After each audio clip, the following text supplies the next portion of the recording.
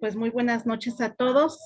Estamos ahorita en nuestro ciclo Vasconcelos y le cedo la palabra a la física Laura Parrao. Pues muchas gracias y bienvenidos todos, muy buenas noches. Vamos ahora a tener una conferencia maravillosa que nos va a quitar muchas dudas. Sismos, ciencia, coincidencia, mito y prevención, con el doctor Carlos Miguel Valdés González. Siguiente, por favor. El doctor Carlos Valdés nació en Ciudad de México, es ingeniero geofísico por la Facultad de Ingeniería de la UNAM y estudió la maestría y doctorado en geofísica en la Universidad de Wisconsin-Madison. Durante su carrera profesional ha incursionado en importantes cargos como investigador asociado en el Servicio Geológico de Estados Unidos y fue investigador asociado en el Centro de Investigación de la IBM Palo Alto, California, miembro del Comité Técnico. Es asesor del volcán Pico de Orizaba y del volcán Popocatépetl, investigador asociado del Centro Nacional de Prevención de Desastres en el área de monitoreo volcánico, investigador titular C del Departamento de Sismología del Instituto de Geofísica de la UNAM, jefe del Servicio Sismológico Nacional de 2005 a 2013, y entre sus principales contribuciones sismológicas se encuentran el desarrollo de programas de cómputo para el procesamiento de sismos en computadoras portátiles, mismos que se utilizaron en 150 observatorios, así como la determinación de la estructura BIM y tridimensional de la región suroeste de México mediante el uso de sismos como fuentes controladas. Ha impartido cursos en la Unidad de Posgrado de Ciencias de la Tierra y en la Facultad de Ingeniería de la UNAM, así como conferencias a nivel nacional e internacional. Es autor de numerosas publicaciones científicas y un activo formador de recursos humanos y divulgador de la ciencia. Le damos entonces la palabra al doctor Carlos Miguel. Aquí tenemos la presentación. Doctor, lo invitamos a introducirnos en este maravilloso tema. Muy buenas noches. Muchas gracias, buenas noches a todos. Muchas gracias, Laura Parrao, por esta invitación. Muchas gracias a la Sociedad Astronómica de México y bueno, aunque ustedes están más familiarizados con la parte del espacio, pues ahora nos queremos concentrar en el interior de la Tierra y uno de los fenómenos que produce con mayor frecuencia y que también pues tienen a veces situaciones en las que debemos de conocer. Por eso el tema, la parte de la ciencia que hay detrás, cuáles son las coincidencias que vemos, los mitos y la prevención. Enfocaremos un poco la plática también a la parte que tiene que ver con escuelas. Estos son los temas que queremos tratar. Me voy a tratar de ir muy rápido porque son muchas imágenes, pero creo que todo tiene un buen fin. El lugar en donde ocurren los sismos, el espacio, la recurrencia, cuáles son los efectos que se producen en los sismos, ¿no? ¿Qué hay acerca de los mitos, los sismos en las escuelas y finalmente con la parte de prevención? Empezaríamos primero preguntándonos que si es normal que tiemblen, ¿no? Y aunque la pregunta es un poco curiosa, la respuesta sería que sí. Es común y es normal. Escogimos este diagrama en donde se puede ver del códice telleriano-remensis la representación de un sismo que estaba a la par con un acontecimiento político-militar. Quiere decir que nuestros antepasados, ahora que estamos en estos 500 años de la conmemoración de la caída de Tenochtitlan, ya también les tocaba a ellos ver y entender sobre sismos. Viendo un poco el origen, que creo que es muy importante, el origen de los sismos tiene que ver con la constitución de nuestro planeta, ¿no? Este es un diagrama en donde estamos viendo el interior de la Tierra. Hay cerca de 6.400 kilómetros hacia el interior de nuestro planeta. La parte del núcleo se considera que debe de estar en alrededor de 5.000 grados centígrados. Y todas estas diferentes partes, el núcleo interno, externo, manto inferior, superior y la corteza, se han podido determinar y sus características y sus parámetros utilizando sismos.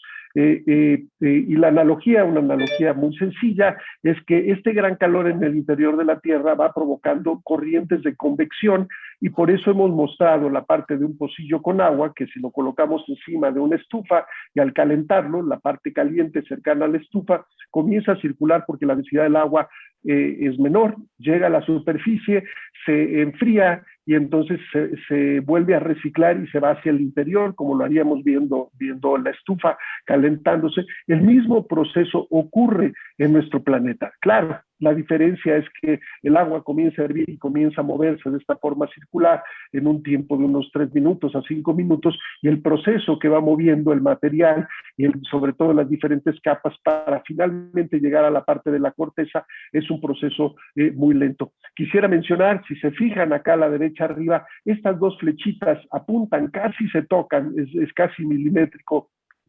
Eso representa la profundidad hasta la cual hemos explorado el planeta con algún pozo, ¿no? Y esto lo hicieron nuestros colegas los rusos, en donde alcanzaron 14 kilómetros de profundidad de forma directa perforando, y vemos aquí que son 6.400 kilómetros de profundidad. Entonces, de forma directa sabemos muy poco, pero sabemos que este mecanismo es el que va haciendo que finalmente se desplacen en la parte más externa, en la corteza, se vaya rompiendo en una serie de elementos conocidos como placas tectónicas, pero que en realidad se trata como si fuera de un rompecabezas, piezas que se van desplazando por este material que sube caliente, que se enfría y regresa.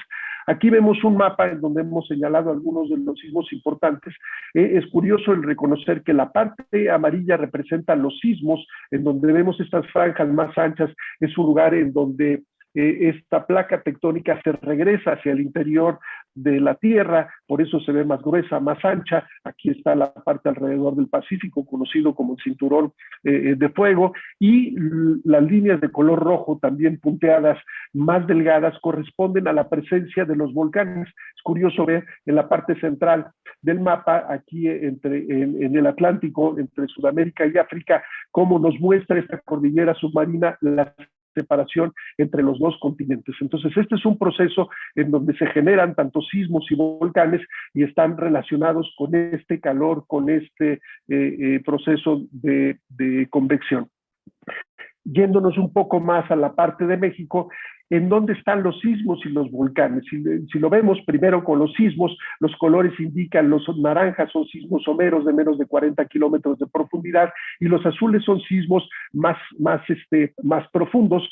Si colocamos encima de este mapa la posición de los volcanes, vamos a ver que coinciden la mayoría de ellos, aunque están también a lo largo del eje neovolcánico cruzando nuestro país.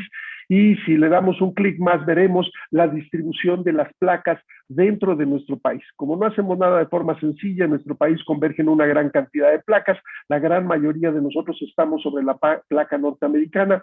La península de Baja California está en la placa Pacífico. Hay una pequeña placa ribera frente a los estados de Jalisco, Colima, y Nayarit, y vemos la placa generalmente le decimos Cocos, pero se le debe decir Cocos porque debe su nombre a la isla de Coco frente a Costa Rica.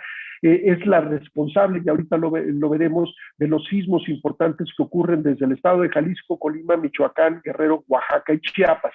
Y más o menos en la parte sur, en Chiapas, entra una placa diferente, que es la placa del Caribe, en donde se da lo que se conoce como la triple unión. Este proceso, si vemos un corte, lo que sucede es en esta parte del dorsal del Pacífico, material caliente sube a la superficie, genera un nuevo suelo, piso oceánico, y va empujando lentamente a esta corteza oceánica, que va a llegar y va a chocar con la parte continental, y lo que va a hacer entonces el proceso de subducción, y se va a ir yendo lentamente hacia abajo, y es en este proceso en donde a los 100 kilómetros de profundidad, más o menos, la presión y el calor hace que se derrita el material, que se forme magma y que asciende a la superficie, formando entonces los volcanes, y los sismos van a estar en la frontera entre las dos placas. Aquí vamos a ver un ejemplo de cómo se forman. Aquí está la placa de Coco, simulando ahora con estos dos señores, empujándose, tratando de vencer la resistencia. Lo vamos a ver todavía con un ejemplo más sencillo. Si vemos a este señor, donde la silla está sufriendo una resistencia impresionante, vemos que está a punto de dejar de resistir y romperse finalmente. Eso es lo que va sucediendo lentamente la placa de Cocos, que se va desplazando a unos 4 o 5 centímetros por año. piensen por un momento en la habitación en la que se encuentran para tratar de llegar a la puerta. Si está a 4 metros de distancia, pues ustedes se van a tardar en 10 años habrán recorrido 40 centímetros y en 100 años habrán llegado a los 4 metros. Entonces el proceso es muy lento, pero se va acumulando esta energía, como lo vemos con la silla, y finalmente esta energía cede, se produce el fracturamiento, se genera el sismo y en ese preciso momento comenzamos un nuevo ciclo de acumulación de energía. Entonces es algo en donde lo observamos con el primer mapa, en los lugares en donde ocurren los sismos se repetirá no de una manera muy precisa y exacta, ese es uno de los enigmas y de las búsquedas en la parte de los sismólogos. ¿En dónde y cuánto tiembla? Si vemos específicamente este mapa de la sismicidad de nuestro país en el año 2020, vemos que ocurrieron 30.110 sismos. Esto en promedio son 82.5 sismos por día o 3.4 por hora. Pero lo que es más interesante, ya lo vimos, en la parte en donde está la frontera de las placas es donde ocurre la mayoría de los sismos, pero si ustedes se fijan hacia el norte del país, también vemos una gran cantidad de sismos más pequeños que nos dicen, y sobre todo siguiendo la Sierra Madre Oriental y la Sierra Madre Occidental, que también en otros lugares hay estos sismos, y con la red del Servicio Sismológico Mexicano permite ahora conocer que también esta sismicidad es importante y ver la posibilidad que de vez en cuando se generen sismos más grandes. Si colocamos estas barras que representan la población que existe en estos lugares, nos vamos a dar cuenta que en la región centro, literalmente encima de todos estos sismos, estamos como el 60% de la población del país. No es que seamos masoquistas, es que es uno de los lugares en donde las condiciones permitieron que se asentaran nuestros antepasados y uno de los, por así decirlo, de los impuestos que tenemos que pagar, pues es la parte de los sismos. ¿Cuánto nos cuestan los sismos? Si hacemos estos 30.010 sismos que vimos, los dividimos en magnitudes de 1.1 a 2, 2.1 a 3 y así nos vamos y vemos los sismos, vemos que hay pocos para estas magnitudes bajas porque es la capacidad de detección, no es que haya muy pocos, sino que la red no puede detectar sismos muy pequeños porque necesitaríamos tener una cobertura más amplia, pero ya a partir de 3.1 está completo el catálogo y vamos viendo la ocurrencia, y si les asignamos un valor cualquiera, un peso por cada sismo de magnitud pequeña y así vamos subiendo hasta llegar al que está entre 7.1 y 8, un sismo de 7.4 en ese año a 1 millón de pesos, pues tendríamos o nos pagarían o pagaríamos 5.760.000 pesos, nada más por darnos una idea. Si esto fuera en dólares, pues esto cambia a ser 100 millones de pesos, y si esto lo subimos por 10 pesos, sería un valor importante, ¿no? Y la pregunta va en otro sentido. ¿Cuánto nos cuesta un mexicano, ¿no? Y esa es una pregunta un poco más complicada.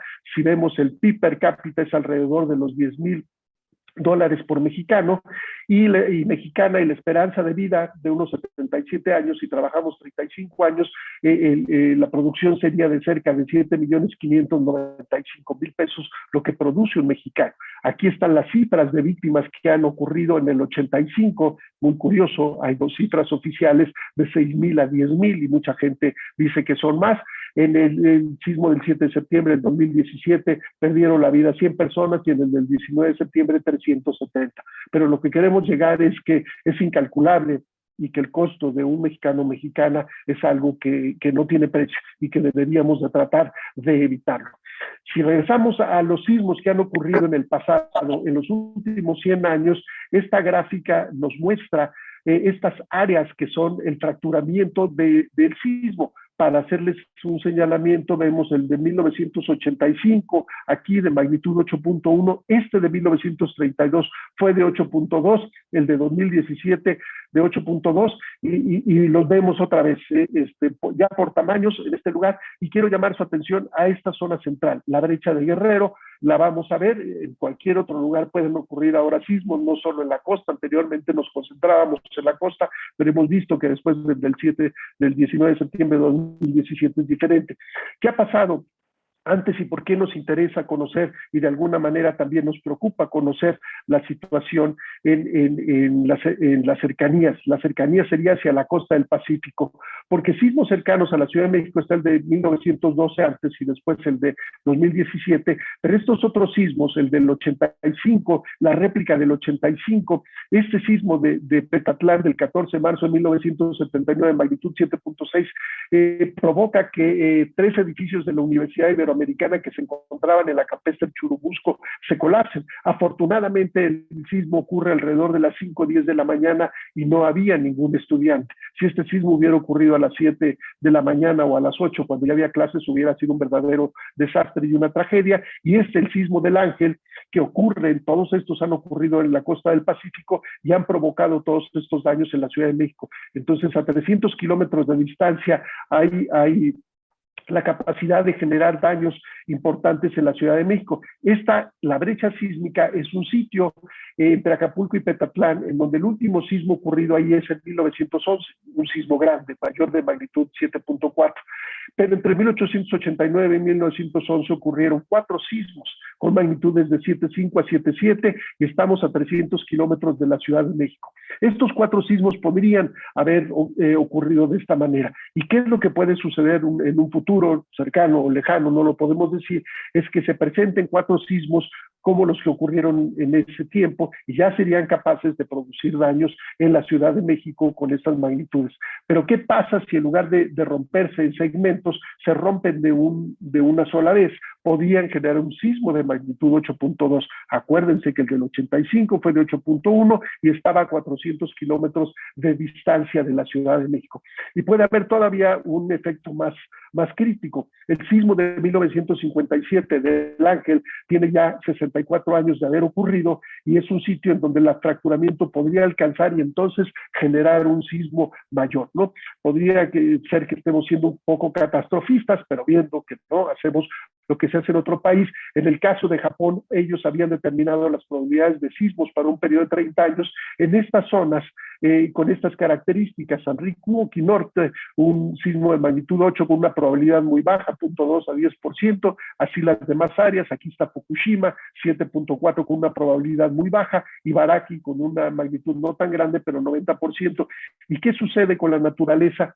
Se nos junta y entonces se produce este gran sismo de magnitud 9 que generó este tsunami impresionante. Entonces, ¿cuál es el escenario con el que debemos de trabajar? Si no el más catastrofista, si un sismo que ronde los 8.1, 8.2. Otros grandes sismos en el mundo, pensamos a veces que solo ocurren grandes sismos en México y no, esta es una gráfica a nivel mundial, las fechas abajo de 1900 a la fecha y magnitudes de lo que estamos representando. Y si buscamos a México, aquí está en 1985 el sismo de magnitud 8.1 y aquí está el de 1932 y aquí estaría el que ocurre en la zona del Istmo de Tehuantepec en Oaxaca en 2017. Entonces vemos que hay sismos mucho más grandes, magnitud 9.5, esto es en Chile, perdón, se desfasó un poquito los colores, pero no es tanto la magnitud la parte importante. Y ahora veámoslo bajo otro contexto. Ahora que hemos visto mucho sobre la historia de nuestro país, vemos que en los periodos presidenciales en México, que son de 6 años, no ha habido un solo presidente al que no le haya tocado un sismo importante que sería de magnitud mayor a 6.5. Madero, el día que entró a la Ciudad de México, le toca un sismo importante.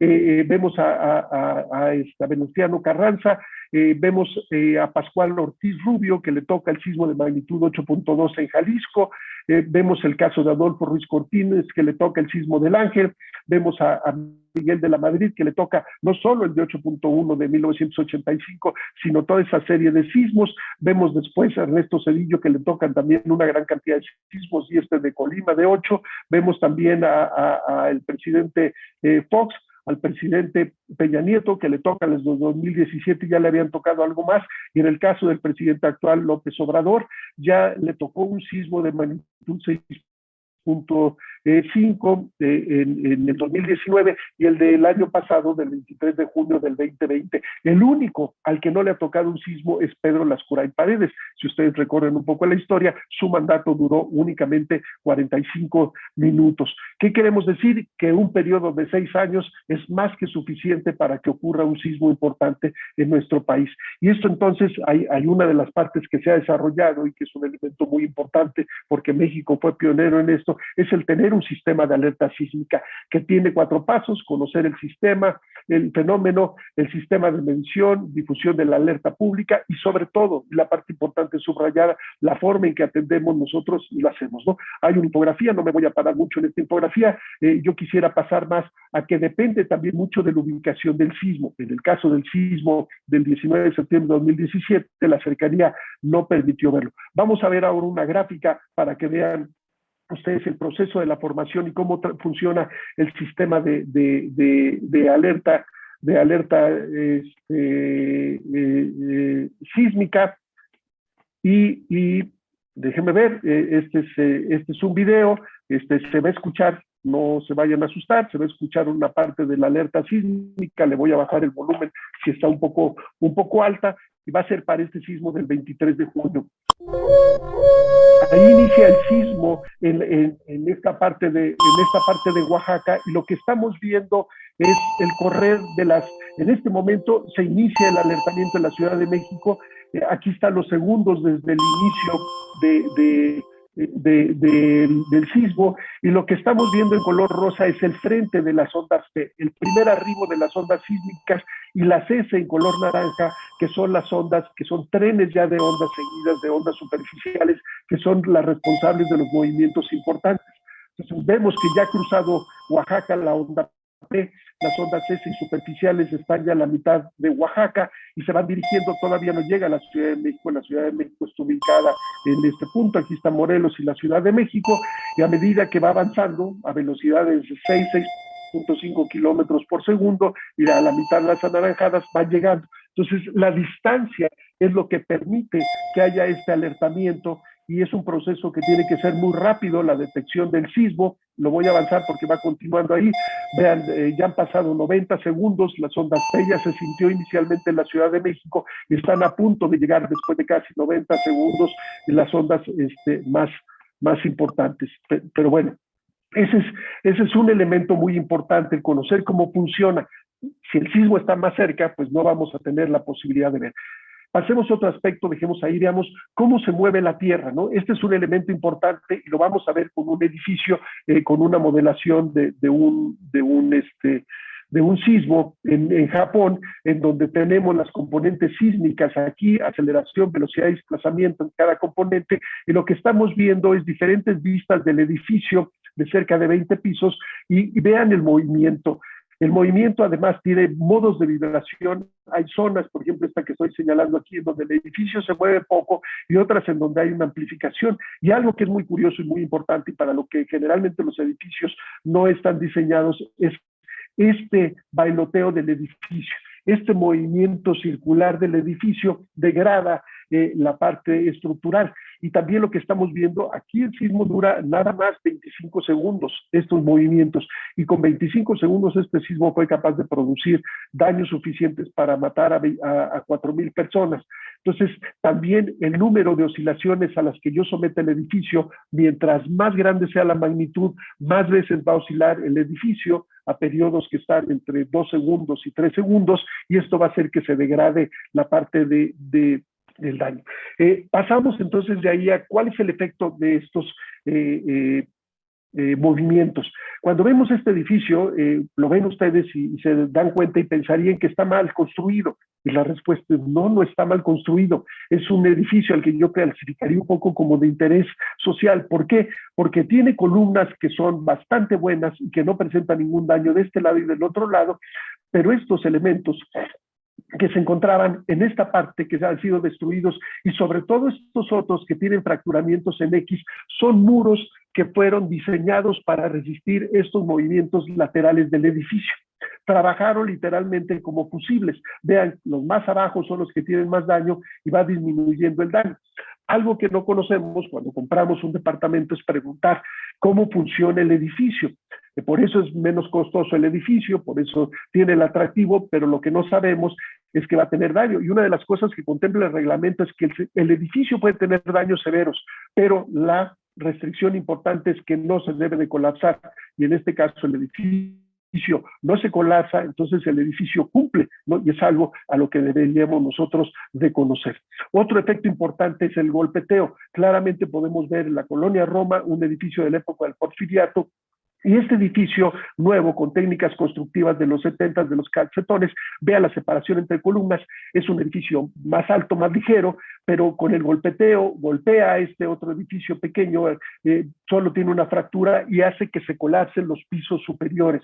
Ese fue uno de los elementos más importantes en los años del 85, y otro, como lo podemos ver, el abuso del uso de suelo, lo que llamamos ahora uso de suelo. Este edificio tienen almacenadas una cantidad de cosas que cambia entonces el modo de comportarse al cargarlo demasiado el edificio. Cuando se diseña se pregunta, ¿va a ser habitacional o va a ser industrial? Y entonces el diseño se hace de esa manera. Por eso debemos de ser muy cuidadosos con los cambios, ¿no? Que es una fotografía icónica en la que podemos ver otra vez que el edificio tiene daños muy serios, pero cumple, ¿no? El reglamento dice no se debe de colapsar, y no se colapsa, ya no es probablemente útil, y no lo fue, pero cumple con el cometido de haber resistido. No solo sucede en nuestro país, aquí vemos un ejemplo en China, en donde este edificio, cuando buscamos con mucho cuidado columnas, solo vemos estas pequeñas columnas de este lado, y a lo largo del edificio, esto que se ve aquí son closets de madera. Les pido que se acuerden de estos closets de madera, porque vamos a ver otro elemento en donde aparecen, y el edificio pierde completamente un piso en este lugar, y otra vez se ven los fracturamientos en X, indicándonos que hubo un desplazamiento en exceso y que estos muros que deberían de haber contenido el desplazamiento no fueron suficientes para evitar el colapsamiento. En otro país, en donde las condiciones de construcción son mejores, en Japón, de todas maneras, se presenta un efecto que se llama primer piso blando suave, en donde como tenían el primer piso para almacenar vehículos, estacionamiento, lo pierde, se colapsa, y veremos unos casos en México, pero el edificio da la impresión de que si lo pudiéramos levantar con pilares, podríamos, o con gatos hidráulicos, podríamos ponerlo de nuevo en funcionamiento. Veamos brevemente algunas imágenes de Juchitán y de Ixtepec, en Oaxaca, en donde vemos aquí que el modo constructivo, un modo antiguo, material de adobe, muros muy gruesos y muy pesados que no tienen columnas, ante el movimiento severo provocado por este sismo de magnitud 8.2, pues hubo un colapsamiento importante. Recordemos que aquí hubo 100 muertos. Para el tamaño del sismo, el número, insisto, un mexicano o mexicana muerta es un número muy alto, pero en este caso, por el tamaño de las estructuras de no más de 2 pisos, no se provocaron daños tan importantes. Aquí podemos ver una construcción también con el mismo caso, tejas en la parte superior, adobe en la parte inferior, y el colapso de la estructura. Este es un edificio nuevo, construido sobre una vivienda vieja, en donde vemos de material moderno, la herrería, pero lo que no vemos es castillos o columnas. Siguen ellos utilizando la técnica de solamente coloco los ladrillos, como se hacía con adobe, y vean, esta estructura tiene daños muy serios, cuando el acabado es muy aparente y pareciera que está muy bien. Y otro de los problemas que observamos es que van construyendo un piso, le añaden otro piso, ven que resiste, vean el tamaño de las columnas muy pequeñas, y aquí ya iban en el 4º piso y todavía tenía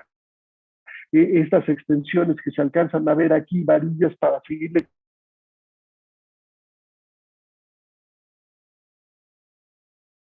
Casos de la Ciudad de México, estos es la Ciudad de México, esta es la zonificación sísmica de la Ciudad de México. Voy a apagar mi cámara para que nos dé el ancho de banda, y hay entonces la concentración de los daños está a partir del color amarillo, representa la zona de transición. Lo vamos a ver con más detalle adelante.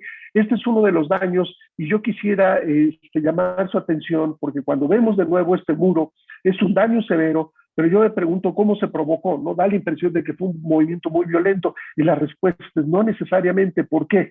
Veamos los objetos. Está esta maceta que no se cae a pesar de estar en esta columna, está esta pecera que tampoco se ve que se caiga, están las tortugas, y está la imagen de la Virgen que tampoco se cae. Si el movimiento hubiera sido muy severo, cualquiera de estos tres objetos nos hubieran indicado mucha violencia, y no. Este muro es importantísimo, es un muro de carga y funciona otra vez como un fusible. ¿Qué es lo que hay que hacer? Repararlo, y repararlo implica cambiarlo, no solo cementarlo y resanarlo, sino cambiarlo. Y aquí del lado derecho vemos un ejemplo similar en donde alcanzamos a ver la columna y que falla en la parte del tabique. Entonces, ¿qué hay que hacer? Quitar el tabique y reemplazarlo. Este es un edificio en Patricio Sáenz, a una cuadra del viaducto. Es un edificio cuya construcción era a finales de los 50, principios de los 60, se ve en bastante buen estado, su plusvalía es muy alta, y por favor vean con cuidado este primer piso donde está señalando la flecha. Lo pierde completamente. ¿Por qué lo pierde? Me voy a regresar. Lo pierde porque este es el estacionamiento. En este lugar hay columnas muy delgadas que debieron de haber sido reforzadas desde hace tiempo, no se hizo y se colapsa completamente. Y en su colapso daña al otro edificio de al lado. Y vean, ¿se acuerdan que veíamos cuando veíamos el edificio chino? Los closets, son los closets los que ayudan a soportar. Sí hay columnas, pero son muy delgadas, y esta es otra columna muy delgada, pero ayudan los closets a terminar de soportar y evitar que el edificio se colapse. Este tuvo que ser desmantelado a mano, no podían meter maquinaria por el riesgo de que se viniera de frente. Es un edificio muy importante, podemos ver, habían convertido la parte de la azotea en un piso más, entonces vamos modificando, vean la separación que tiene el edificio acá arriba, y al hacer estas modificaciones las cosas no funcionan. Un ejemplo más en la colonia Roma, también pegado al viaducto, en donde vemos este edificio también con técnicas constructivas de finales de los 50 y de los 60, y es muy interesante. Vean que la parte de arriba presenta poco daño, y a partir de esta parte hay mucho mayor daño. ¿Quién es el responsable? Bueno, que no se dejó un espacio suficiente entre la casa o el edificio de color amarillo. ¿Qué es lo que hace este edificio? Se mueve a la izquierda, toma vuelo, se mueve hacia la derecha, y en lugar de vibrar de una manera ordenada, cambia ese modo de vibrar al oponerse con el golpeteo este edificio. Y vean, es a partir de aquí en donde vemos estos daños importantes. Esto se modificó en el reglamento de construcción que salió en 1986, después del sismo de 1985. Álvaro Obregón 286, también uno de los edificios importantes. Esta es la fachada del edificio, y si vemos, era la estructuración original. Solo había planes para verlo construido con 2 pisos, estacionamiento y 2 pisos, y después le añadieron estos 4 pisos más. ¿Y qué es lo que sucede? Se pierden completamente todos los pisos porque fueron cambiando las técnicas constructivas. Sabemos que esto fue una verdadera tragedia desde el rescate. Dejemos ahí estas partes y veamos, esta es una fotografía dentro del centro de la Ciudad de México, y podemos darnos cuenta de muchas evidencias de malas construcciones. Vean el tamaño de las columnas, muy gruesas, delgadas. Vean la altura a la que se construyen los muros, todo es diferente. Vean estas otras traves del lado derecho, unas son más gruesas, otras son menos gruesas. Esta barda no tiene una columna. Entonces, todo esto estamos nosotros construyendo finalmente el desastre. Y vean en la fachada, pues no nos damos cuenta, la fachada se ve bien. Estos son edificios con departamentos amplios, entonces tiene que ser uno cuidadoso y tiene que reforzar. ¿Cómo se puede reforzar? Este es un ejemplo de una escuela, volveremos a ver esta fotografía. Y este es un hospital que tiene más de 70 años, en donde sus columnas tenían un tamaño no adecuado, y se hizo un reforzamiento utilizando ángulos de acero y soleras para modificarlo, ¿no? Aquí está un ejemplo del tamaño de soleras, en donde se puede hacer esto de una manera, en realidad, no tan complicada. Aquí está el reglamento, además, que nos exige la separación que debe de haber dependiendo de la zona sísmica en la que estamos, dependiendo de la altura que tenga el edificio también. Y ejemplos de reforzamiento: este es el edificio de la calle Berlín, que fue reforzado después del sismo del 85, pero vean la razón por la que fue reforzado. Todo el acero no lo tenía, y vean esta columna, síganla por favor conmigo, y hacia arriba el adelgazamiento es importante, y lo masivo del edificio da la impresión de fácilmente se movía y se desplazaba mucho, y por eso se hizo este reforzamiento, otra vez vean las columnas reforzadas para ver la resistencia. En muchos otros lugares esto se utiliza. Este es el Hospital 20 de Noviembre, esto no es un capricho de un arquitecto, sino la forma de establecer estos puntos. El Hospital López Mateos, también esta rejilla de concreto que se ve en este lado, no la vemos porque la fotografía está de lado, ayuda. Este es un ejemplo de un edificio de 10 pisos con el estacionamiento, en donde vean cómo queda la columna por falta de acero de refuerzo, pero podía haber sido reforzada con soleras, como lo estamos mostrando aquí, que sería el equivalente a lo que nos pasa cuando nos fracturamos un hueso y nos ponen una férula para ayudar.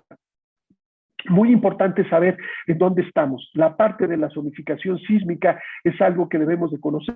Si estamos en la zona de lomas, terreno duro, en la zona de transición está amarillo, y después la zona que es la zona 2, sísmica 2, y la zona 3 que se divide en 3A, 3B y 3C, en donde hay una amplificación bastante amplia, y deberíamos de tener tatuado la zona sísmica, porque el comportamiento del sismo va a ser muy diferente si estamos, por ejemplo, en Ciudad Universitaria, terreno duro, comparado con el terreno en donde se encuentra la parte del aeropuerto, ¿no? Y aquí está un mapa en donde nos indica, vean el aeropuerto, ahora que hemos visto muchas imágenes de los 500 años, era realmente un lago. Este lago quedó asolvado y ahí está cubierto por una cantidad de sedimentos que se comportan entonces como una gelatina. Una de las imágenes del lago, y nada más para que vean, colocando, estamos un poco más familiarizados con las líneas del metro. Si todavía estuviera el lago, la mayoría de las líneas del metro estarían cruzando estas partes. Aquí están las delegaciones, y hemos puesto las delegaciones que están en la zona sísmica importante en color blanco, y podemos ver que vivimos una cantidad de millones de personas en ellas, y no es para irnos de ahí, no es porque se vaya a colapsar el edificio, pero es para considerar un poco lo que hemos comentado.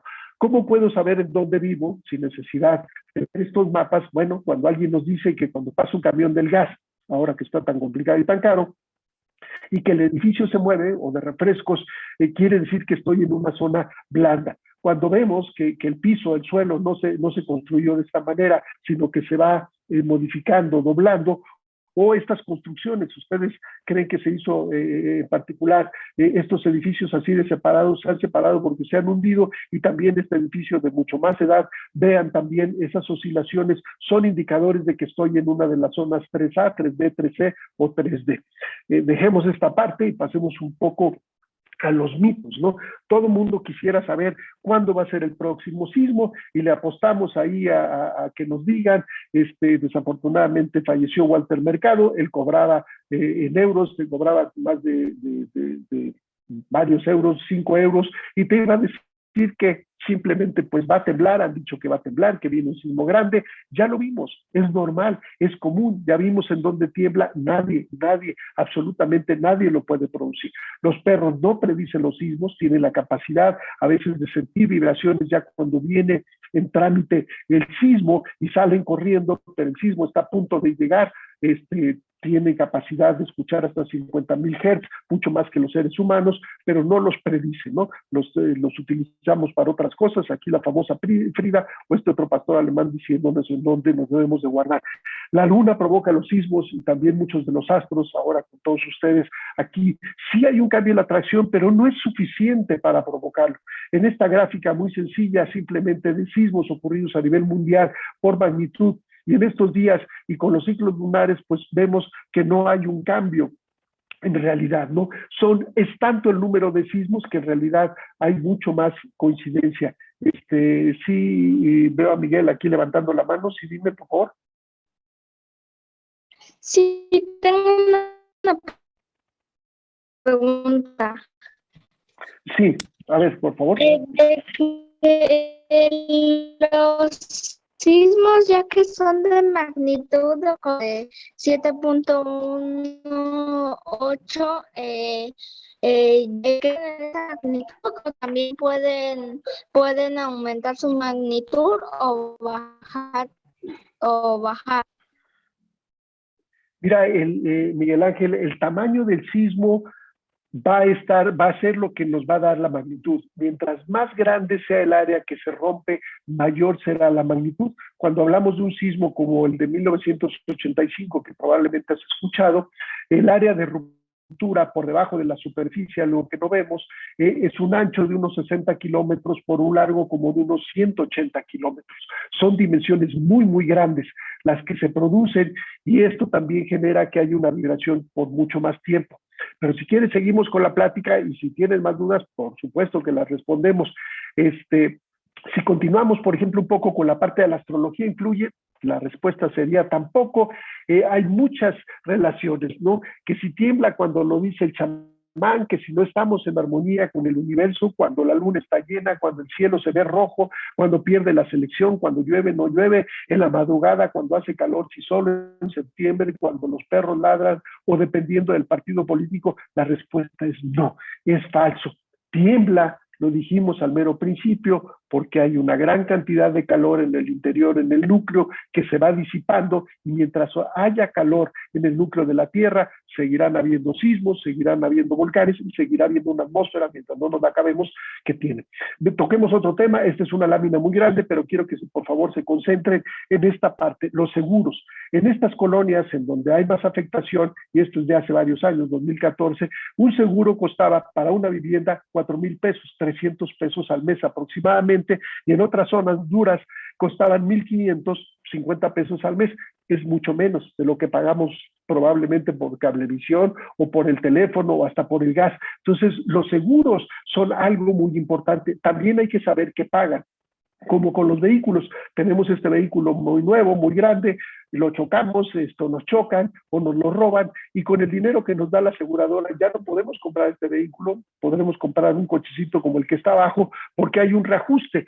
Si algo sucede con nuestra casa, no nos van a construir una casa nueva, nos van a construir o nos van a dar el costo de una casa como la que teníamos construida. Debemos de conocer esa parte.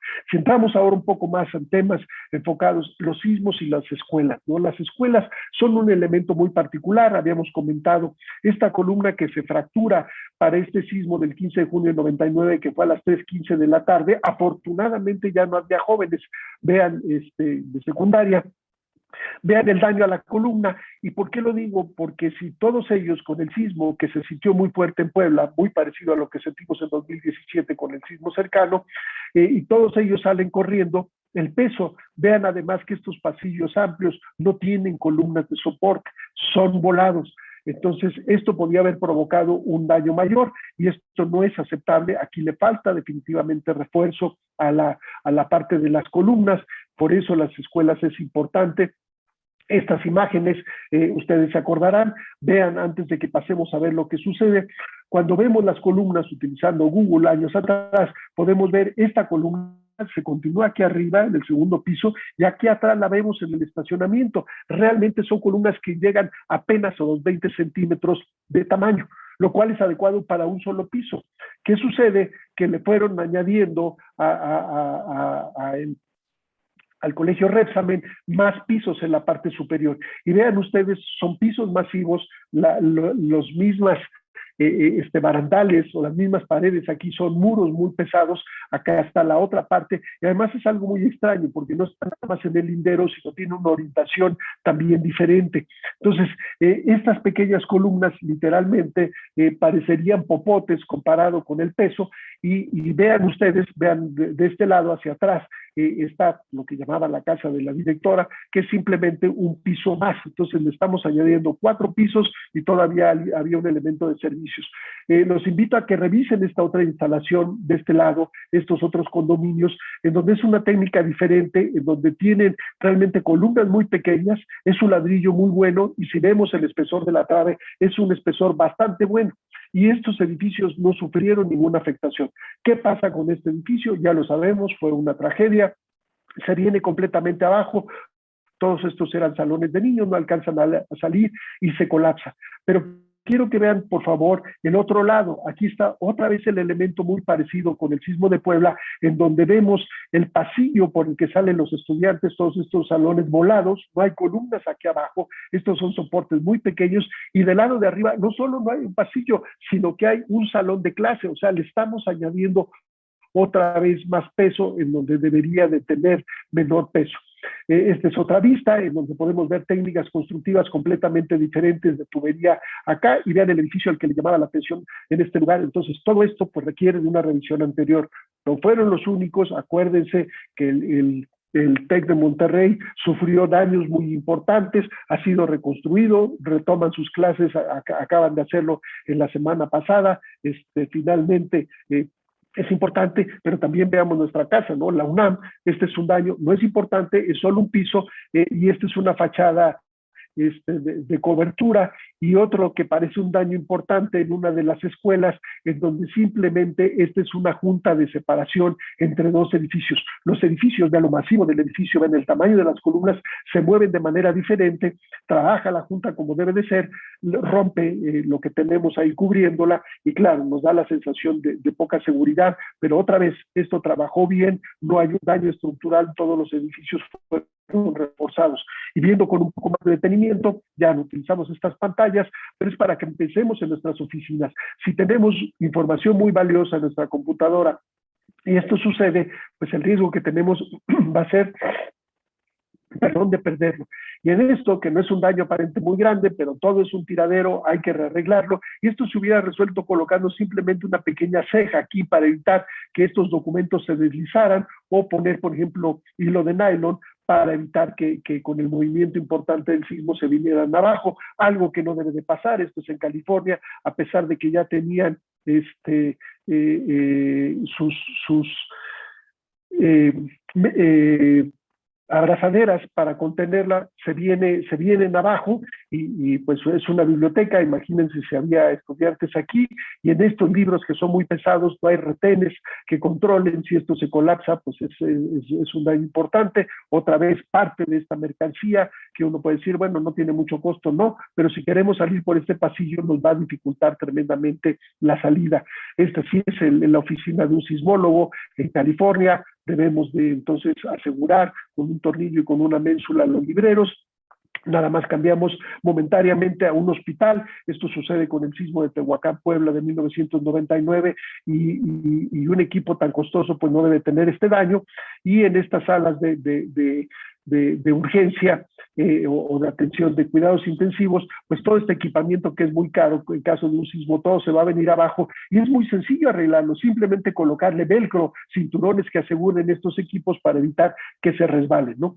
Y lo mismo ahora que estamos utilizando desafortunadamente los hospitales, todo este equipamiento se viene abajo, pues no solo van a lastimar o potencialmente pueden lastimar a los que están ahí, pero bueno, regresando a las escuelas, vean, ¿no? Vamos a ver una serie de lugares y de países en donde el daño no es severo, no es estructural, pero la caída de estos plafones que constituyen el techo y las lámparas, pues si están los estudiantes en clase, podemos lastimar a alguno de ellos, podría ser la lastimadura seria. Y lo que es importante, vean la parte de la oportunidad, el colocarnos, meternos por debajo de estos pupitres.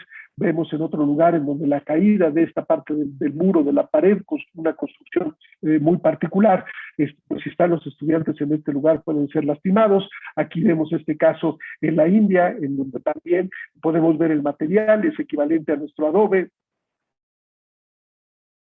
Vemos daños en las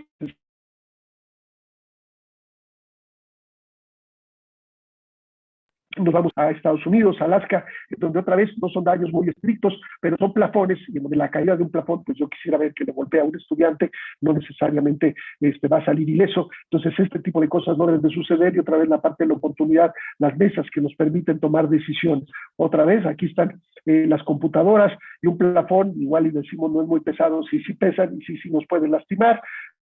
Más problemas con techos. Entonces da la impresión de que todo está muy bien sujeto y simplemente necesita uno revisarlo. Vemos esta estructura en Nepal en donde faltan columnas en este lugar. El techo es un techo muy ligero, pero el daño es importante en esta construcción. Y vean, no es adobe, van apilando de alguna manera piedras planas.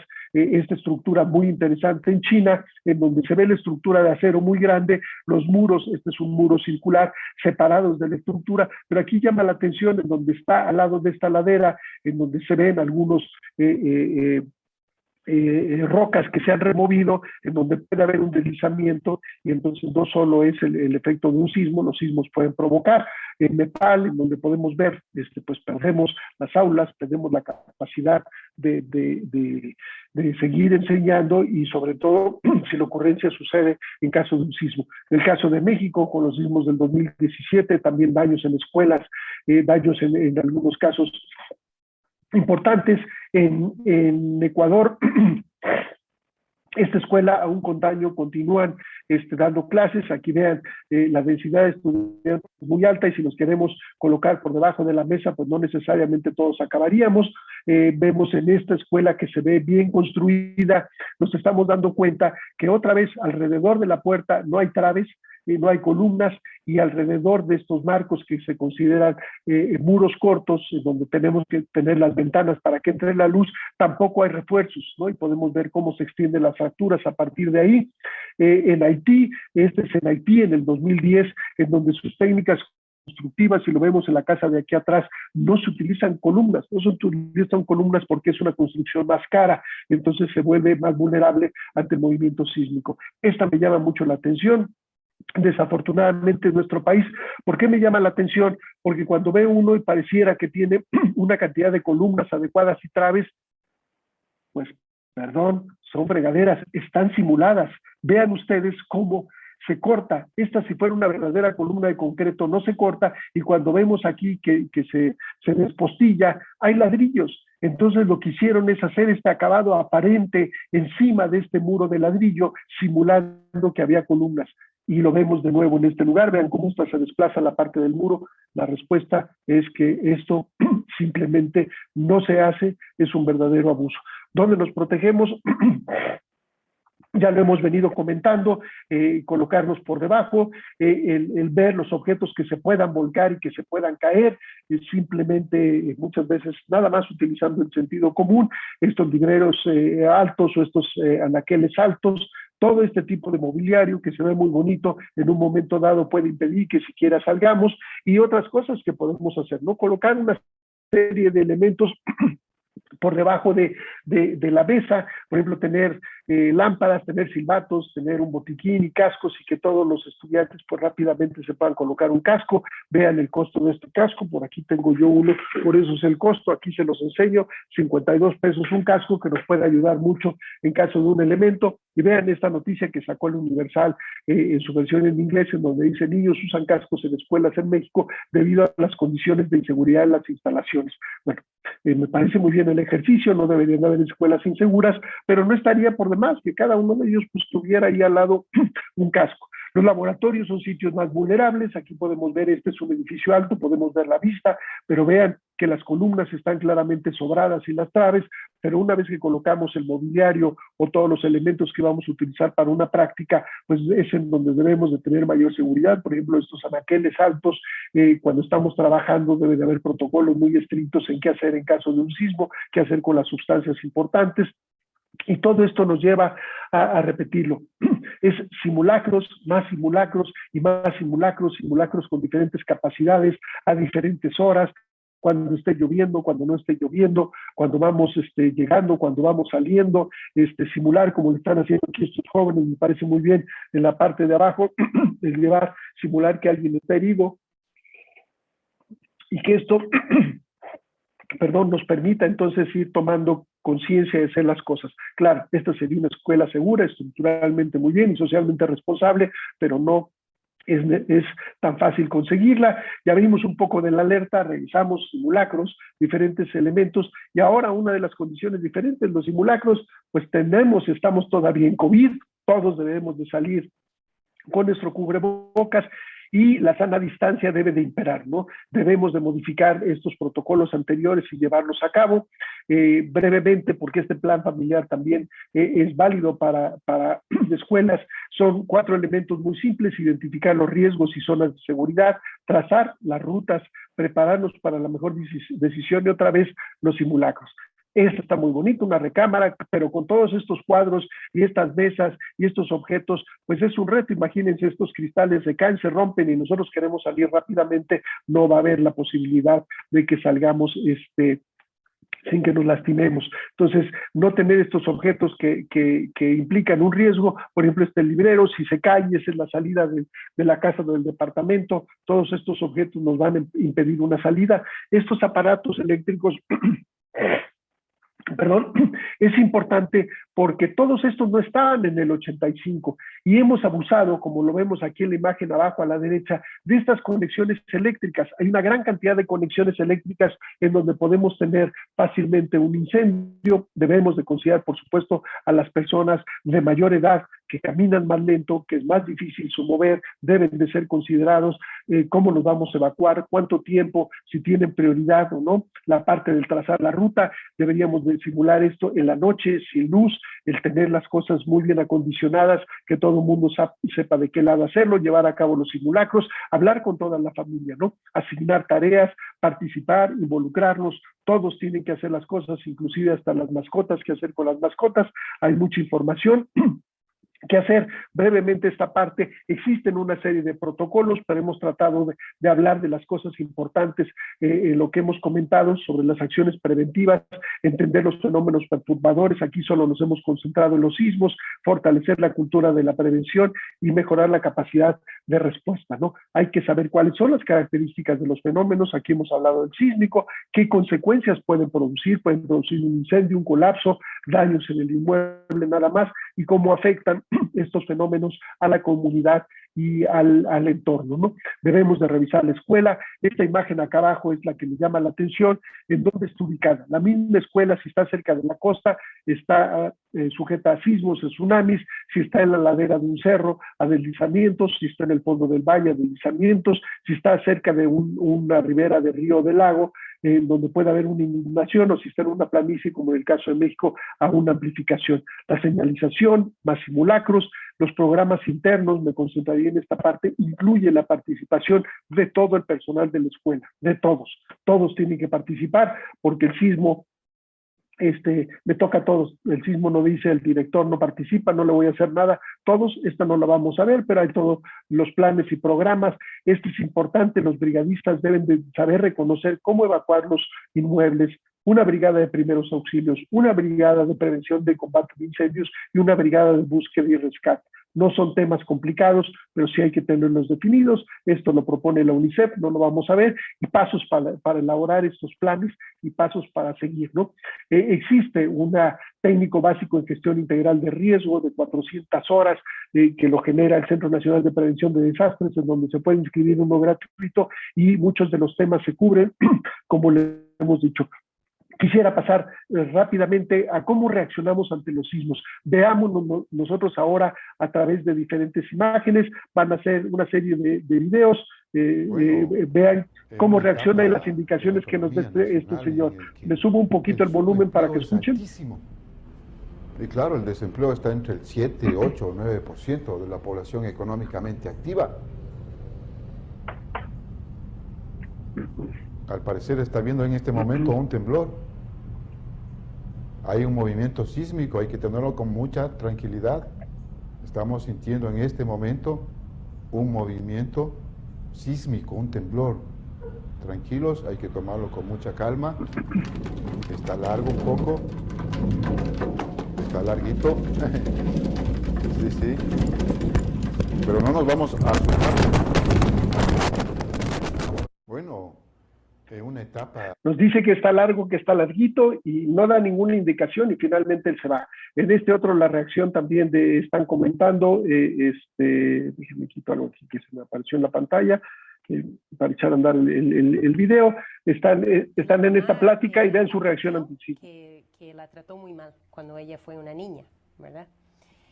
Pero el problema, tiene una depresión fuerte, es una depresión bipolar, le han dicho, porque tiene un año de estar con un psiquiatra.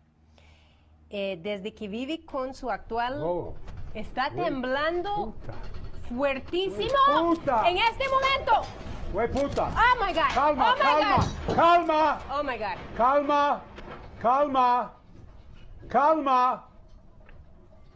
Y la mamá Interesante, ¿no? La palabra que dice ahí como grosería, esto es Costa Rica, allá en Costa Rica no es tan grosería como sería para nosotros, pero no nos dicen nada, nada más dicen calma, calma, calma y no qué hacer. Este también es interesante, nosotros le añadimos la musicalización,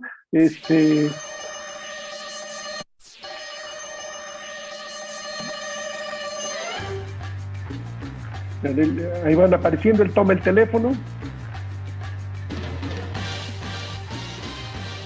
No saben qué hacer, levanta la mano diciendo calma. La señorita se para.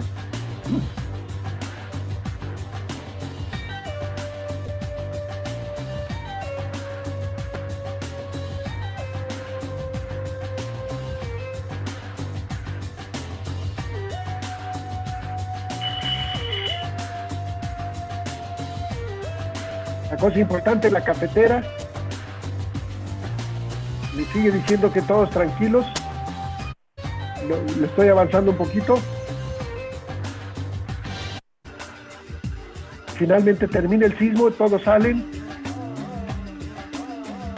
La señorita regresa por su celular y él sigue chateando.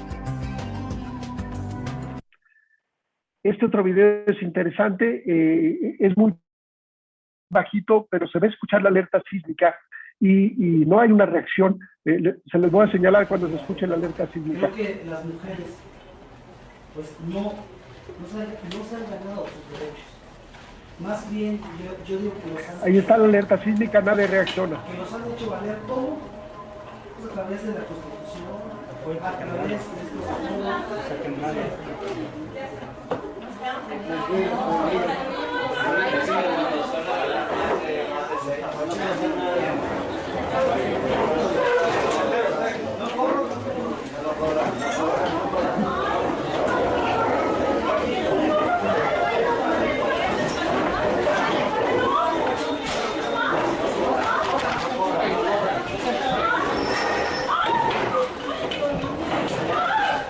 Esa persona de verde, fíjense cómo pone la mano porque la oscilación del sismo es tan importante que no les permite caminar de forma adecuada. Y algo que no se debe de hacer, dejan a esta persona, a la señora con camisa azul, que yo espero que sea la maestra porque los va a reprobar, y nadie la ayuda a salir, ¿no? Voltea a este joven en la puerta y él ahorita dice, pues yo ya me voy, ¿no? Entonces, todo esto lo debemos de lo debemos de llevar a cabo. Terminamos con conocen ustedes este famoso personaje. Bueno, ya pasamos por el cine, ya pasamos por la música, ya pasamos por la marcha, ya pasamos... Está temblando. No, sonando. No, está temblando. No, está temblando ahorita ya. Está temblando. Acuérdense ustedes, todos los que nos están siguiendo, vayan inmediatamente a las puertas, vayan encaminándose hacia la salida de donde se encuentren. Se está sintiendo con determinada fuerza, así que ahorita con gran calma, pero con buen paso hacia las puertas de su casa, vayan bajando los edificios, no por los elevadores, por las puertas donde están las escaleras de servicio, vayan bajando con velocidad, sin empujarse, vayan dirigiéndose inmediatamente a las escaleras de emergencia si viven en edificios, y si van a salir a las banquetas de sus casas. Cuidado con el metrobús. Cuidado con el tráfico, con los cables eléctricos, con el metrobús que no se detiene ni en un tsunami, la chingadera. Bueno, como pueden ver, estas son las reacciones, ¿no? Broso, el último, que es un payaso, es quien mejor indicaciones da. ¿Qué hacer? Dice con calma, pero con buen paso salir por las salidas de emergencia. Todo esto lo debemos de repasar, ¿no? Nos permite valorarnos cómo lo queremos hacer. Hemos visto que nos toca el día de hoy y ya rápidamente, esto lo terminamos en 3 minutos. Brevemente, ¿qué hacer antes de un sismo? Saber la zona sísmica en la que vivimos, en la que trabajo y en la que me desplazo. Importante reconocer el tipo de terreno. conocer el año en que fue construida nuestra vivienda, qué tipo de código de construcción fue utilizado. Los mejores son a partir de 1986, en que es un código muy estricto y muy seguro. Ya lo dijimos, identificar de asegurar objetos que se puedan caer y que nos puedan lastimar. Lo mismo, estos objetos, por ejemplo, este refrigerador se abrió y salió volando toda la comida, y es un día en el que ustedes no quieren y no deberían de tener que ir a un supermercado. En el supermercado, los objetos que se caen, el ver el pasillo, imagínense si estos que están aquí que se ven como champús, se abre el champú, pues va a ser imposible salir ahí. Si tenemos calentadores de agua, asegurarlos simplemente con estos cinturones que pueden ser de aluminio o con cinturones viejos, porque tiene un gran contenido de agua, 40, 60, 80 litros, y además tiene la parte del gas, y además debemos de saber cómo sacar el agua, porque en caso de que nos quedemos sin agua, el utilizarlo, aquí están ejemplos de cómo colocarlo, saber cómo cerrar el gas y apagar la energía eléctrica para evitar el gas que ahora que está tan caro, los cristales, el alejarnos de las ventanas para evitar que nos lastimen, el tener, por ejemplo, algo de efectivo. ¿Qué tal si se va la parte de los cajeros, nos va a tomar sin dinero? La comunicación, todos dependemos ahora del celular y debemos de tener un protocolo de que si se pierde la comunicación celular, ¿en dónde nos vemos? Hay que determinar un punto de reunión en donde se ve la familia y considerar que me tengo que ir caminando, y así me vaya a tardar 2 o 3 horas, no debo de preocuparme, porque nos vamos a quedar sin celular y no nos vamos a poder comunicar y nos vamos a angustiar mucho más. El tener estos objetos cercanos, las llaves, la lámpara, un celular, el colocar, por ejemplo, tener las lamparitas ahora son tan baratas en la manija de la puerta dentro de nuestro buró, el hablar con la familia, ya dijimos, el tomar las tareas cada uno, el tener estos dispositivos, estos pequeños dispositivos USB y tener todos los documentos guardados ahí, las actas, la cartilla, las escrituras, los títulos, las pólizas, los seguros, todo en un lugar en donde podamos recuperarlo fácilmente. Tener aquí, yo tengo todos mis objetos guardados, les enseño algunos, el agua, esta batería de recarga que es de celda celular, el tener una lamparita, necesitamos tener lámparas, todo esto y estarlo checando. Yo estaba viendo que hay algunas cosas que nos faltan, es necesario tenerlos para evitar estas compras de pánico, revisar la parte de estas instalaciones, los tanques, ahora les da por poner estas albercas en las azoteas de los edificios, es un error. Hablar sobre la angustia, sobre el temor después del sismo, pero también antes del sismo, ¿no? Tomemos tiempo para hacerlo. ¿Qué hacer durante el sismo?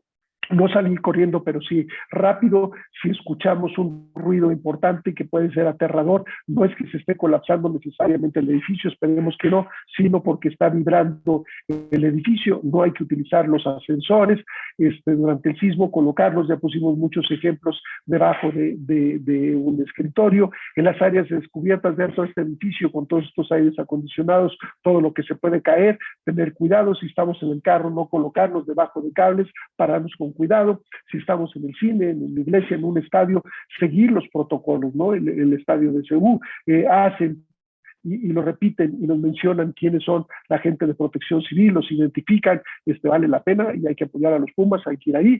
En las tiendas de autoservicio, los lugares por los que debemos de caminar, vean todas estas salsas que son muy sabrosas, si se caen van a hacer el suelo tremendamente resbaladizo.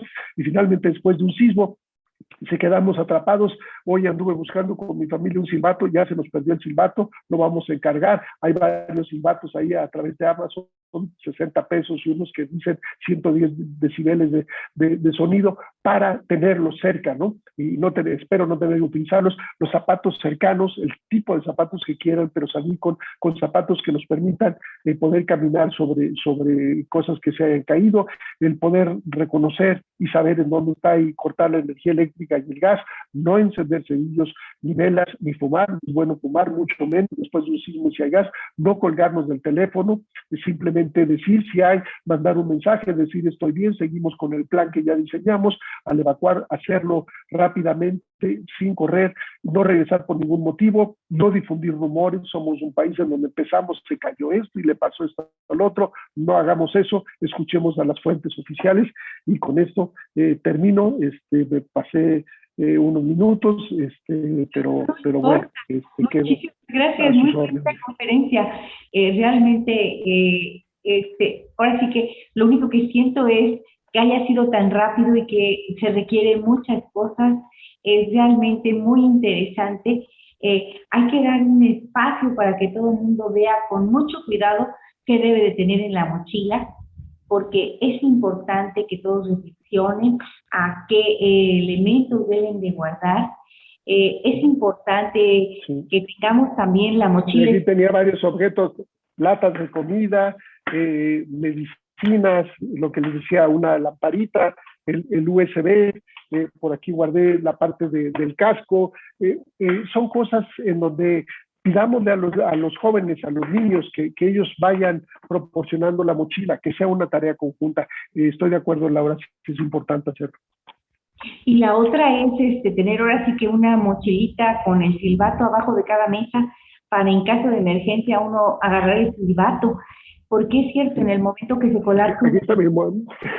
Sí, el contar con la mochila va a ser indispensable. Entonces realmente es importante. Y si no, acuérdense que lo del silbato sería ideal, pero si no, busquen algo metálico, ¿no? Por ejemplo, si golpeo, lo van a escuchar, voy a golpear la computadora, el golpear, por ejemplo, con una monedita o con un fierrito, otro fierrito, no nos desgastamos, ¿no? Yo espero que nunca tengamos que recurrir a eso, pero es importante reconocerlo, es importante llevar a cabo, como lo dije, los simulacros. Por favor, hoy ya es muy tarde, pero el día de mañana, un ratito nos vamos a familiarizar. Pero sí, yo creo que cada chico traiga su silbato puede ayudar mucho.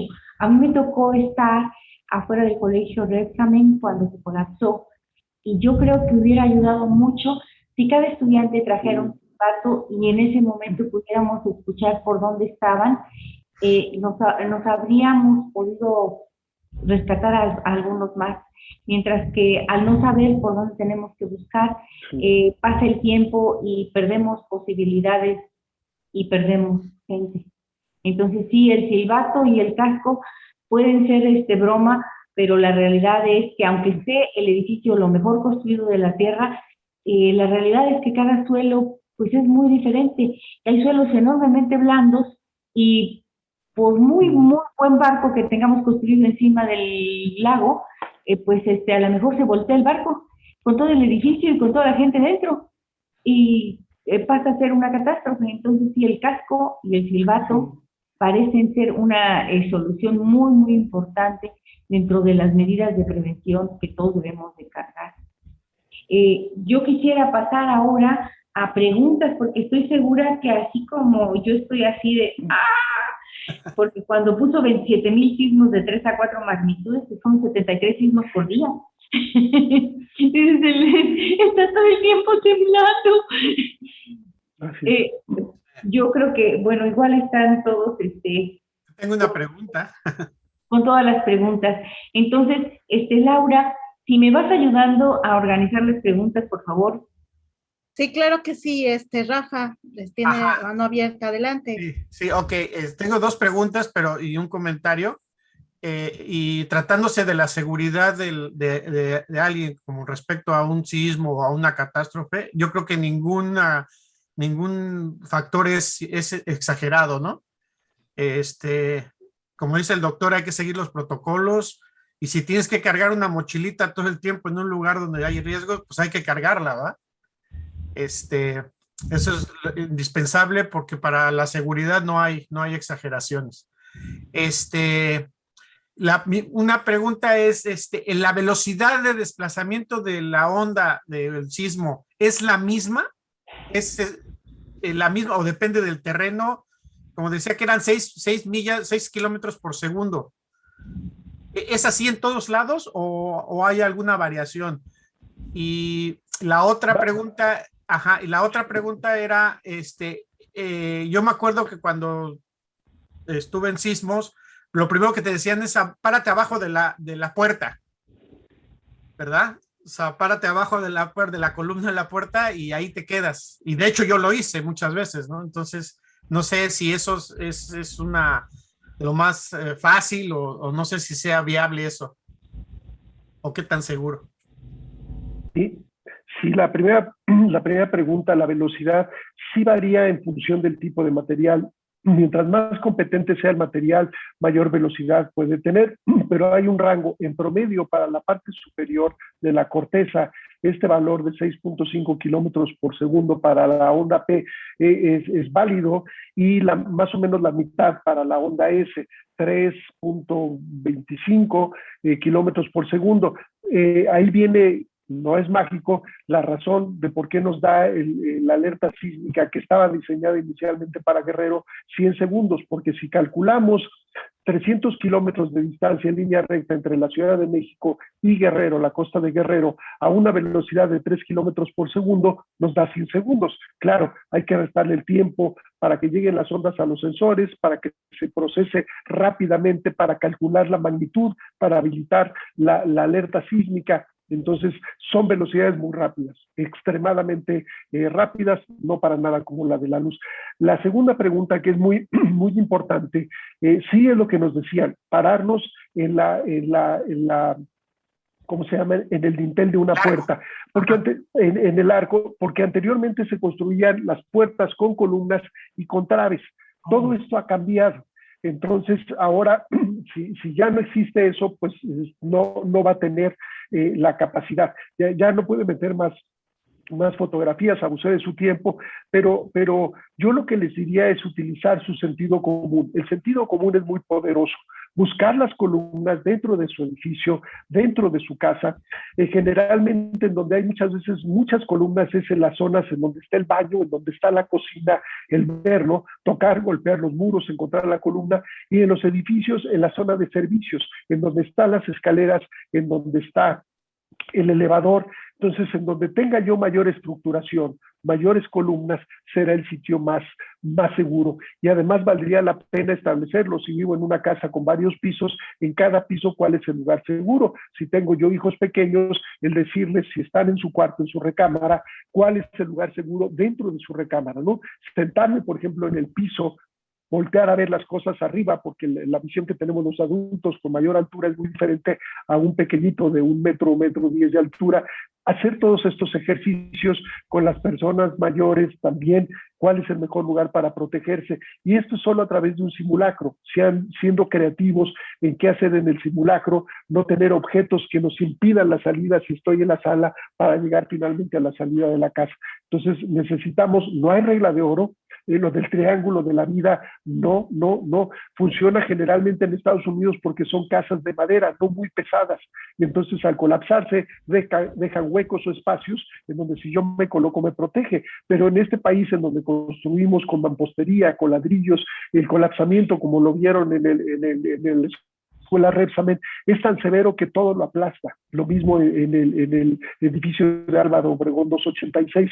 Entonces, lo mejor es en las columnas. Ya no puedo mostrar otros ejemplos en donde un supermercado que se colapsa en el sismo del 19 de septiembre del 2017, las columnas quedan en pie, indicándonos que esa es la estructura en donde debemos de protegernos. Entonces, vayan teniendo esa mente, ¿no? Voy a un cine, no es para no ir al cine, pero veo el cine, dónde está la salida, dónde veo una columna, y simplemente nos va quedando como un ejercicio que hacemos en cada lugar. No es para estar pensando en sismos todos los días, toda la vida, pero de vez en cuando darle una repasadita mental. Sí, gracias, doctor. Doctor, bueno, en Facebook, Germán Espitia Sánchez, le dice que si podría hablar sobre el sismo reciente de Haití. Sí, el sismo reciente de Haití casi ocurre en el mismo lugar que hace 11 años, el sismo de 2010. El de 2010 fue muy desafortunado porque Haití es un país con una pobreza muy importante, si no es que el país más pobre de toda la región de Latinoamérica y del Caribe, y como lo mostramos, sus construcciones son precarias. Ellos utilizaban lo que encontraban, cualquier tipo de material, ladrillos fragmentados, si eran ladrillos con bloque, toda esta mezcla constructiva y esta autoconstrucción no regulada, entonces generó estructuras muy precarias. y con un sismo, con una violencia muy parecida a la que sentimos los que lo sentimos cerca, el del 19 de septiembre de 2017, con esa aceleración tan brusca, poca oportunidad les dio a ellos de hacer algo. En ese entonces murieron, la cifra oficial es como 310,000 personas. Es algo impensable. Entonces, no tenía ninguna estación sísmica, lo cual no les permitió ver las aceleraciones. Ahora ya tienen una estación sísmica. Da la impresión, viendo videos y viendo construcciones, que las cosas se mejoraron. No hemos escuchado de cifras catastróficas, están cerca de 2,000, aunque insisto, la pérdida de una vida humana es importante. Entonces son lecciones. Y lo otro, que se puede repetir en menos de 10 años, 11 años. Ellos hubieran pensado que van a tardar 100 años en volver a acumularse energía, y la naturaleza es muy mal educada, ¿no? Y de repente nos juega esas pasadas. Entonces, aprendamos de esa lección. En el sismo del 2010, a los 3 meses, ocurrió uno en Mexicali de magnitud 7.2.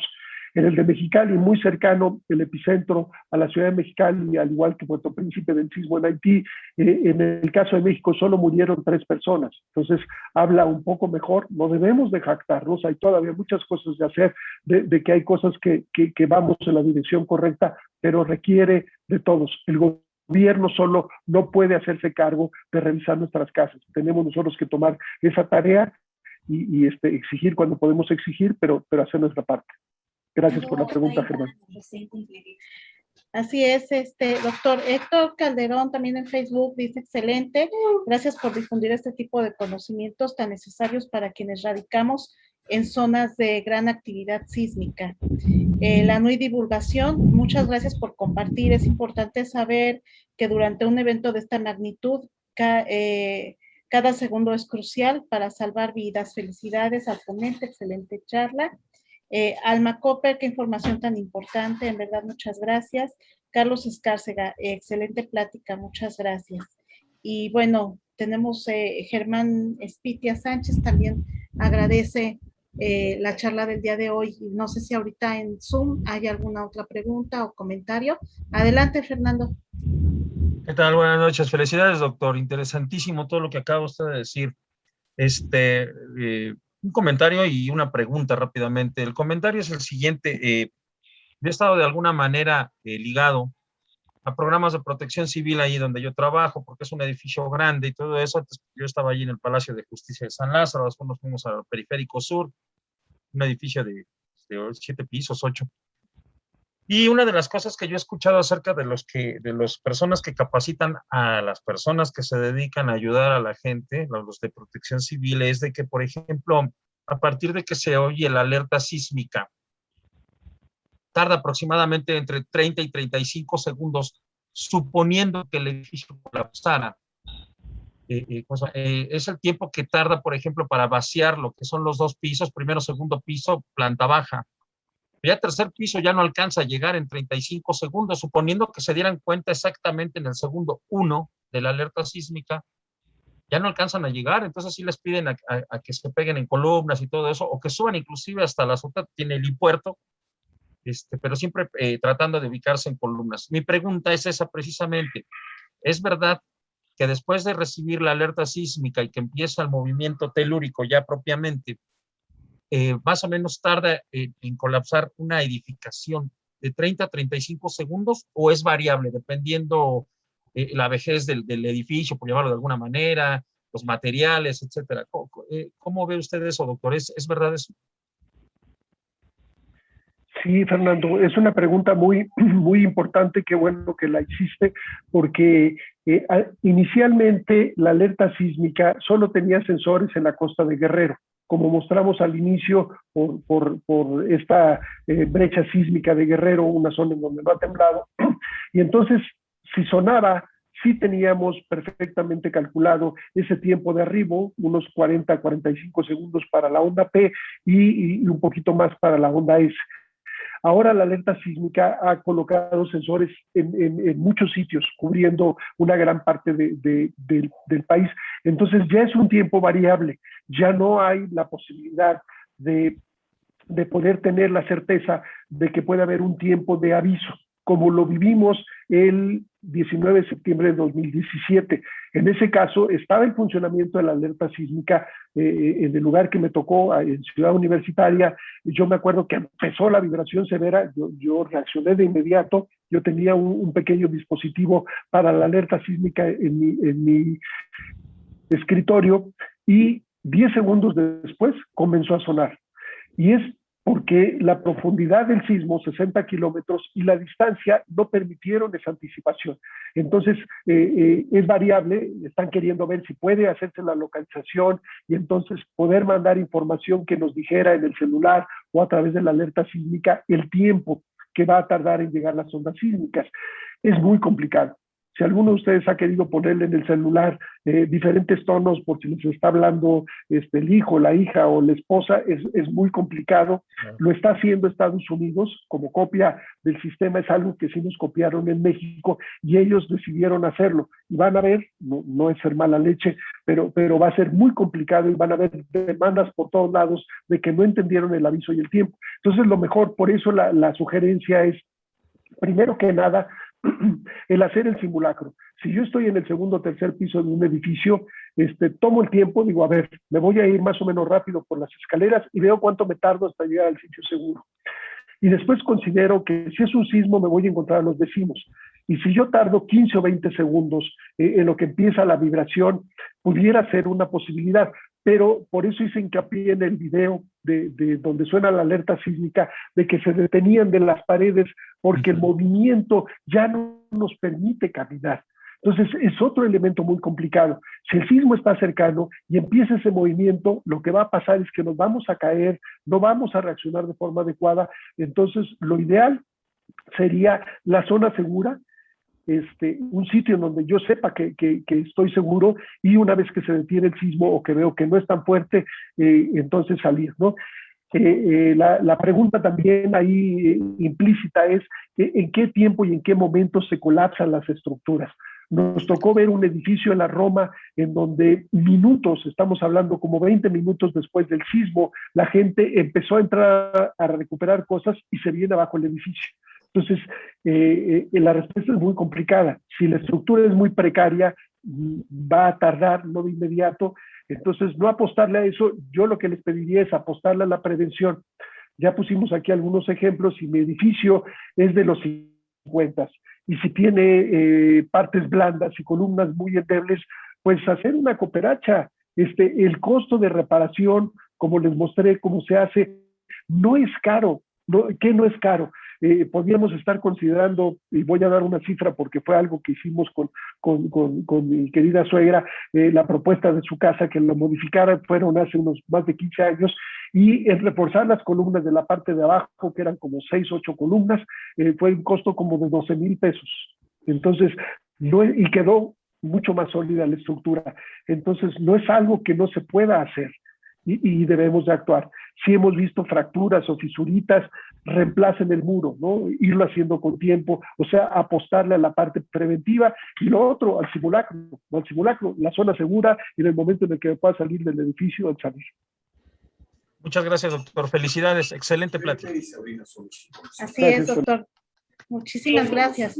Y, perdón, Laura, de Magos de Tamazolapa nos dice que Blanca Estela, de la Normal de Tamazolapa, comenta: como maestro toma uno de los papeles importantes entre algunos temas, en este caso temblores, para difundirlos entre los alumnos, la prevención tanto de sismos como incendios, porque a través de esto hacemos esa propaganda de información con familiares de los alumnos, tomándolo en cuenta para cualquier cosa que pudiera pasar.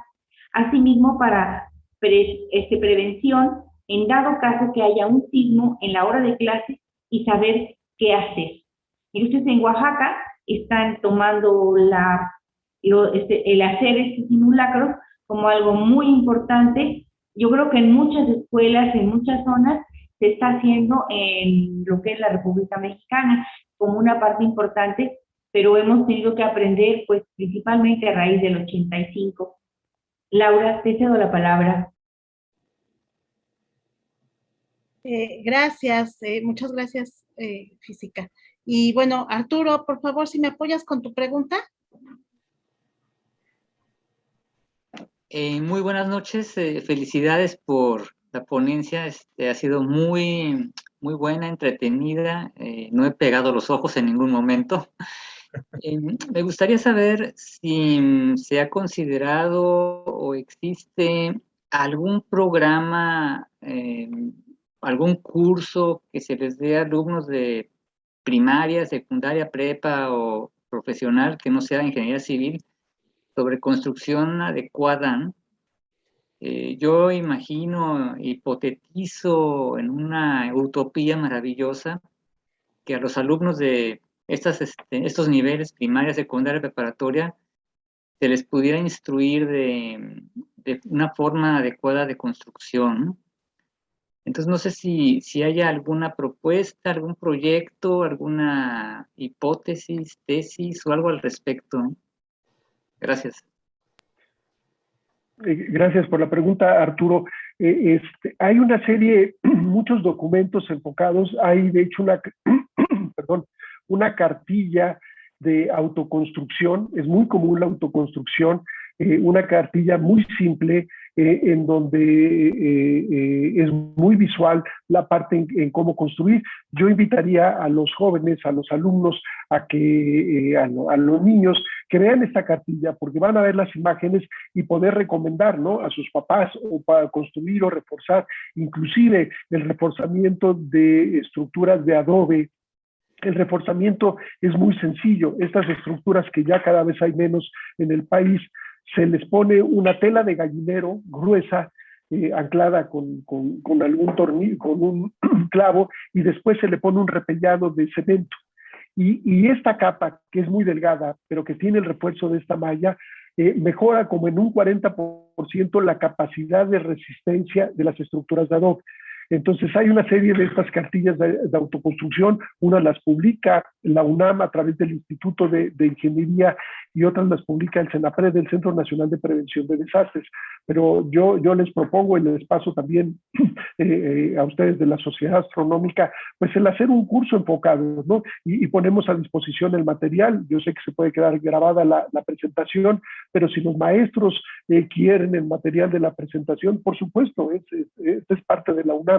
Se los hacemos llegar y me parece una magnífica idea tener un curso para niños, porque ellos además son los más entusiastas y los que después nos van a estar recordando a nosotros los adultos qué hacer. Entonces, es una magnífica idea para revisar lo que hay. Yo he visto muchos documentos enfocados hacia niños con monitos y demás, pero por eso quería presentar estas imágenes. Algunas son muy fuertes, pero yo sé que los niños entienden, ¿no?, lo que sucede y que son capaces de asimilar y tomar medidas también de prevención y no preocuparse, sino más bien ocuparse. Pues sí, doctor, claro que sí, adelante. Ya saben que la SAM es su casa para cursos, para todo lo que quieran, le agradeceríamos muchísimo. Aquí teníamos ahorita a Miguel Ángel, creo que ya a lo mejor ya tuvo algo que hacer y se salió, pero Miguel Ángel es un niño también que es muy participativo y claro que sí, podríamos empezar a trabajar en algo, por supuesto.